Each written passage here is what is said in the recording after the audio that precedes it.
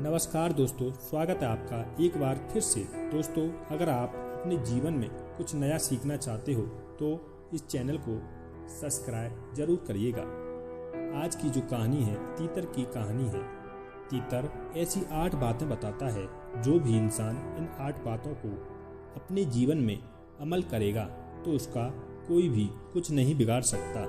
वो इंसान कभी भी जीवन में धोखा नहीं खाएगा। ये जो 8 बातें हैं, हम आपको एक कहानी के माध्यम से बताने की कोशिश करेंगे। तो वीडियो शुरू करने से पहले आप लोगों से एक गुजारिश है कि वीडियो को अंत तक जरूर देखें। तो चलिए शुरू करते हैं। एक जंगल में एक तीतर रहा करता था और उसके 2 बच्चे थे। उस तीतर की पत्नी बहुत सीधी थी और उसके पेट में कोई बात रुकती नहीं थी। कोई भी बात वह सुनती तो किसी से भी बोल देती थी और इस बात को उसके पड़ोसी भी जानते थे कि तीतर की पत्नी के मुंह में कोई बात रुकती नहीं है। इसलिए तीतर भी उसको बहुत कम बातें बताता था। वो तीतर जंगल में जाता, शिकार करता और अपने बच्चों का पालन पोषण करता था। उसी जंगल में काफी और पक्षी रहा करते थे। एक कौवा उस तीतर का पड़ोसी मित्र था। वह तीतर से पूछा करता था कि तीतर भाई, तुम थोड़ी देर के लिए जाते हो और अच्छा शिकार करके लाते हो और अपने बच्चों को अच्छा भोजन खिलाते हो। ऐसा तुम क्या करते हो, मुझे भी बताइए। लेकिन वो तीतर कभी भी अपना भेद नहीं खोलता था। लेकिन वो तीतर अपनी घरवाली से जरूर कह देता था कि मैं इस तरीके से शिकार करके लाता हूँ। तीतर कभी भी अपनी बात किसी को नहीं बताता था, लेकिन तीतर की घरवाली बहुत भोली, बहुत सीधी थी। जब तीतर कोई बात नहीं बताता था तो वह कौवा उसकी घरवाली से इस बात को पूछता था कि तुम्हारा पति कहाँ जाता है और कैसे शिकार करके लाता है। और तीतर की पत्नी बहुत भोली थी, वो सब कुछ किसी को भी बता देती थी। वह तीतर उसको बहुत समझाता था कि तू किसी को कुछ मत बताया कर, नहीं तो एक दिन ऐसा आएगा कि हमारे खाने के लाले पड़ जाएंगे। और उसकी इस आदत से तीतर बहुत परेशान था, क्योंकि तीतर हर रोज एक नई जगह खोजकर भोजन तलाश करता और शाम को आकर जब वह अपनी पत्नी को यह बात बताता तो दूसरे दिन उसकी पत्नी उस कौवे को बता देती थी। उस तीतर की पत्नी से अक्सर पूछा करता था कि तुम्हारा पति कहाँ जाता है और इतना टाइम भी नहीं लगाता, फट से जाता है और फट से भोजन लेकर आ जाता है। और कौवा कहता है, हम दिन भर भटकते रहते हैं पर हमें कहीं भी भोजन नहीं मिलता है। तुम्हारा पति ऐसा क्या करता है कि फट से जाता है और फट से भोजन लेकर आ जाता है। कौवे की इस बात को सुनकर तीतर की पत्नी वो सारी बातें बता देती है और फिर कौवा वहां से चलता और तीतर वाली जगह पर अपना अधिकार बना लेता था। तीतर को उसके आसपास भी नहीं भटकने देता था। इसी परेशानी को लेकर तीतर बड़ा परेशान रहता था, क्योंकि तीतर जहां भी नई जगह खोजकर भोजन का प्रबंध करता था और उस जगह पर कौवा जाकर अपना अधिकार बना लेता था।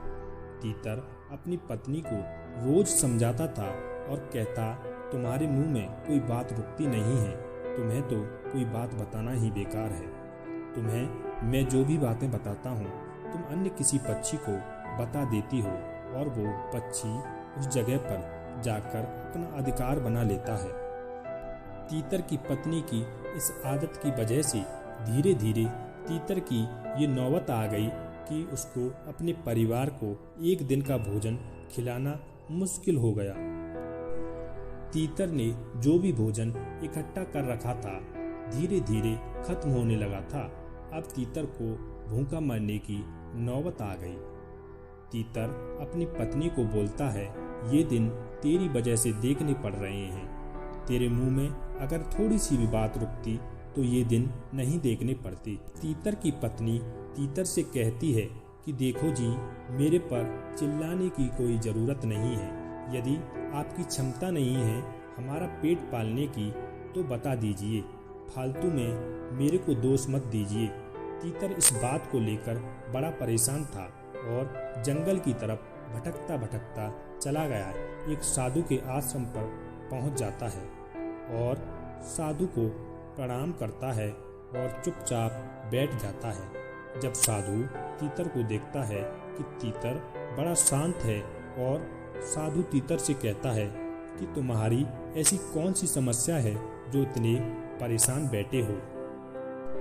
जब तीतर अपनी परेशानी साधु महाराज को बताता है और कहता है, साधु महाराज, मेरी पत्नी की वजह से मुझे ये दिन देखने पड़ रहे हैं।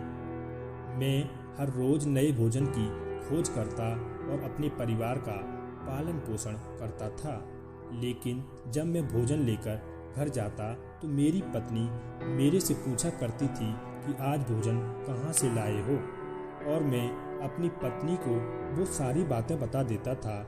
मैं यही सोचता था, मेरी पत्नी मेरी जीवन संगिनी है और पत्नी से किसी भी बात का भेदभाव नहीं रखना चाहिए। इस विचार को लेकर मैं सारी बात पत्नी को बता देता था। वो बड़ी भोली और सीधी है। दूसरे दिन कौवा उससे पूछता तो वो सारी बातें बता देती थी और दूसरे दिन वो कौवा उस जगह पर जाकर अपना अधिकार जमा लेता था। तो साधु महाराज उस तीतर से कहते हैं, ये तुम्हारी सबसे बड़ी मूर्खता है। जब तुम्हें मालूम है कि तुम्हारी पत्नी भोली भाली है और उसके मुंह में कोई बात नहीं रुकती है, तो तुम्हें ऐसी कोई बात नहीं बतानी चाहिए जो तुम्हारे मतलब की हो और उस बात को बताने से तुम्हारा नुकसान हो जाए। ऐसी बात को हमेशा अपने तक सीमित रखें। वो साधु महाराज तीतर से कहते हैं कि तीतर, तुम मेरी बात गौर से सुनो। मैं आपको ऐसी 8 बातें बताऊंगा। यदि आप अपने जीवन में इन 8 बातों पर अमल करोगे तो कभी भी जीवन में दुखी नहीं रहोगे। कोई भी तुम्हें धोखा नहीं दे सकता। सबसे पहली बात, अपनी मजबूरी कभी भी किसी को नहीं बतानी चाहिए, चाहे वो पत्नी हो, पुत्र हो या फिर मित्र। अगर आप अपनी मजबूरी आप किसी को बताते हो तो सामने वाला आपकी मजबूरी का हमेशा फायदा उठाएगा। इसलिए अपनी मजबूरी किसी को भी नहीं बतानी चाहिए। दूसरी बात, साधु महाराज तीतर को बताते हैं, अपने भविष्य की रणनीति कभी भी किसी को नहीं बतानी चाहिए। यदि आप अपनी भविष्य की रणनीति बताते हैं तो सामने वाला आपके बने काम को बिगाड़ देगा और आपकी जो रणनीति है उससे पहले सामने वाला रणनीति बना लेगा और आपको हमेशा युद्ध में परास्त होने का खतरा रहता है। इसलिए अपने भविष्य की रणनीति कभी भी किसी को नहीं बतानी चाहिए। तीसरी बात, अपने घर की बात किसी को नहीं बतानी चाहिए। आपके घर में जो भी बातें होती हैं कभी भी किसी को नहीं बतानी चाहिए। यदि आप सामने वाले को अपने घर की बातें बताते हैं तो आप अपने समाज में मान प्रतिष्ठा को खो दोगे और कभी भी आप अपने समाज में ऊंचा उठकर नहीं बोल सकते। इसलिए अपने घर की बात किसी को भी भूल कर नहीं बतानी चाहिए। चौथी बात, अपनी कमाई का जरिया कभी भी किसी को नहीं बताना चाहिए कि आप कहां से कमाई कर रहे हैं और कहां से आप भोजन इकट्ठा कर रहे हैं। यदि आप अपनी कमाई का जरिया सामने वाले को बताते हो तो हो सकता है कि जो तुम्हारी कमाई का जरिया है वो भी उसी तरह का काम करना चालू कर दे और अपना अधिकार जमा ले, जिस तरह कौवे ने तीतर के साथ किया। इसलिए अपनी कमाई का जरिया भूल कर भी किसी को नहीं बताना चाहिए। पांचवी बात, साधु महाराज तीतर को बताते हैं कि अपनी कमजोरी और अपनी ताकत कभी भी किसी को नहीं बतानी चाहिए। यदि आप अपनी कमजोरी किसी को बताते हैं तो सामने वाला आपकी कमजोरी का फायदा उठाएगा और यदि आप अपनी ताकत को किसी को बताते हैं तो सामने वाला आपकी ताकत को तोड़ सकता है, खत्म कर सकता है। इसलिए अपनी ताकत और कमजोरी को कभी भी किसी को ना बताएं। छठी बात, कभी भी जीवन में अपने मित्र और अपने शत्रु के बारे में किसी को नहीं बताना चाहिए कि कौन मेरा मित्र है, कौन मेरा शत्रु। यदि आप किसी को बताते हैं कि फलाना आदमी मेरा मित्र है, तो हो सकता है कि भविष्य में सामने वाला आपकी मित्रता में दरार डाल दे। और आप अगर अपने शत्रु के बारे में किसी को बताते हैं तो हो सकता है वो आपके शत्रु से मिलकर उसका बल और दोगुना कर दे। इसलिए कभी भी अपने मित्र, अपने शत्रु के बारे में किसी को नहीं बताना चाहिए। सातवीं बात, साधु महाराज तीतर को बताते हैं। तीतर, ध्यान से सुनना बड़े काम की बात है। दिया हुआ दान कभी भी किसी को नहीं बताना चाहिए। यदि आप बाएं हाथ से दान देते हैं तो दाएं हाथ को पता नहीं चलना चाहिए। अगर दिए हुए दान को किसी दूसरे को अपनी बढ़ाई के चक्कर में बताते हैं तो आपके द्वारा दिए हुए दान का फल उतना नहीं मिलता जितना मिलना चाहिए और व्यर्थ चला जाता है और उसका आपको कोई फायदा नहीं मिलेगा। इसलिए दिया हुआ दान किसी को नहीं बताना चाहिए।